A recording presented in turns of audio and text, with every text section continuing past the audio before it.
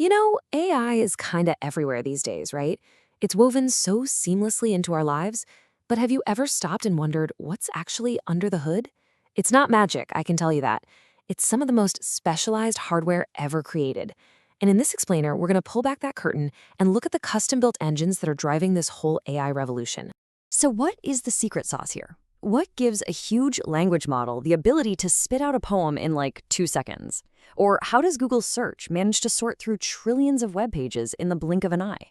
Well, it's more than just a bunch of clever code. It's a completely new kind of horsepower, one designed specifically for the mind-boggling complexity of modern artificial intelligence. The thing is, these modern AI models are just insatiable. Their hunger for computing power is doubling every few months. That's a growth rate that just completely leaves Moore's Law in the dust. And that creates this colossal challenge, one that traditional hardware was just never, ever built for. It's like trying to power a rocket ship with a car engine. You need a totally new kind of motor. And this gets us right to the heart of the problem. To really get why what Google built is such a breakthrough, first you have to understand the limits of the old guard, the workhorses that came before it, the CPU and the GPU. So for decades, we pretty much relied on two main players. First, you've got the CPU, the brain in basically every computer. It's a master of doing things one after another, in sequence, but it just chokes on the millions of parallel calculations that are the absolute lifeblood of AI. Then along came the GPU, which was a huge leap forward. It was born out of the world of video games, so it's amazing at parallel tasks. But it's still a generalist. Using a GPU for AI is kind of like using a Swiss Army knife to perform brain surgery. Yeah, it might get the job done, but it's far from the perfect tool. So Google, facing this crippling bottleneck inside its own massive data centers, made a really bold decision.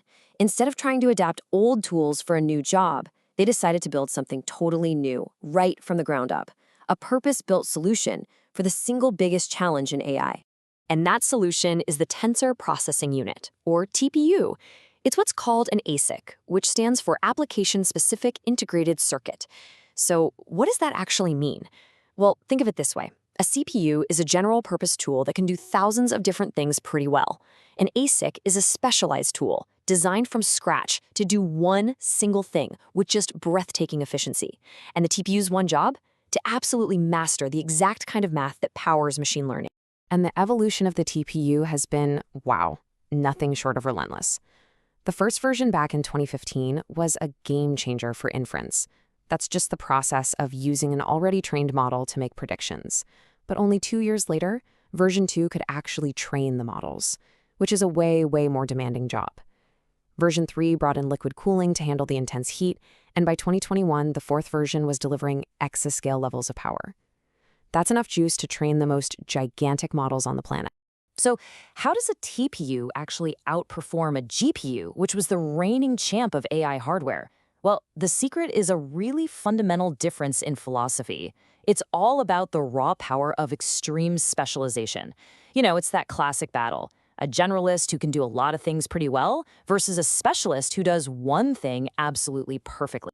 See, the TPU's advantage isn't just about being a little bit faster. Oh no, it's a complete paradigm shift in how you design a chip. It's a story of subtraction, really. It's about stripping away every single feature that isn't absolutely essential for AI and focusing every last transistor on what really matters. The source material just puts it so perfectly. The TPU is a domain-specific device. It is not a jack of all trades. It's the master of one. It doesn't waste a single speck of silicon on tasks that aren't core to machine learning. It's just a lean, mean, AI-crunching machine. And that singular focus is its greatest strength. And at the very, very core of that specialization is this, the matrix multiply unit, or MXU. Now, why is that so important? Well, it turns out that deep neural networks, when you boil them down, are just a gigantic series of matrix multiplications. It's the most common and the most computationally expensive thing they do. The MXU is a piece of hardware built for nothing else but that one operation, and it does it at a speed that would make a traditional supercomputer just blush. And oh man, this slide right here just illustrates the whole concept brilliantly. The analogy is perfect. A CPU, right? That's your master chef, a culinary genius who can cook any dish you can possibly imagine. A GPU is like having 1,000 kitchen hands, all chopping vegetables at the exact same time. Fantastic for parallel work, but not very creative. But a TPU, that is a custom-built industrial-grade potato peeler. It does one job, peeling potatoes, and it does it faster and with less waste than anyone else in the kitchen. It gives up flexibility for just unbelievable efficiency. Okay, so we've covered the how, but what about the what? What does all this specialized power actually unlock in the real world? The answer is, well, pretty much everything. TPUs are the invisible engines that are powering our digital lives. Every single day, billions of us are interacting with services that are supercharged by TPUs, and we don't even realize it. That uncanny speed and relevance of a Google search, the real-time magic of Google Translate, those hyper-personalized recommendations on YouTube that somehow know you better than you know yourself, all of it is powered by the raw efficiency of TPUs, just humming away in Google's data centers. And the impact on creating new AI is just as staggering. Take BERT, for example. It's a foundational language model, kind of the backbone for so much of modern search. Before TPUs, training a model of that scale would have taken weeks. With TPU pods, Google cut that time down to less than 3 days. That is a game-changing acceleration that directly fuels the crazy pace of AI innovation we're seeing today. But the impact goes way beyond our daily apps. TPUs are fueling some of the most profound scientific breakthroughs of our time. DeepMind's AlphaFold, for instance, used TPUs to predict the 3D shape of nearly every single known protein, a discovery that is revolutionizing drug design. They're helping scientists sift through mountains of genetic data, unlocking the secrets of life itself. They're powering more accurate climate models, and they're enabling AI to spot diseases in medical scans with superhuman accuracy. These aren't just little improvements. These are paradigm shifts. But let's be real, this race is far from over. The world of AI hardware is a fiercely competitive arena, and the very specialization that makes the TPU so powerful, well, that's also its greatest vulnerability. And this is the crucial point. It's the trade-off at the very heart of the TPU's design.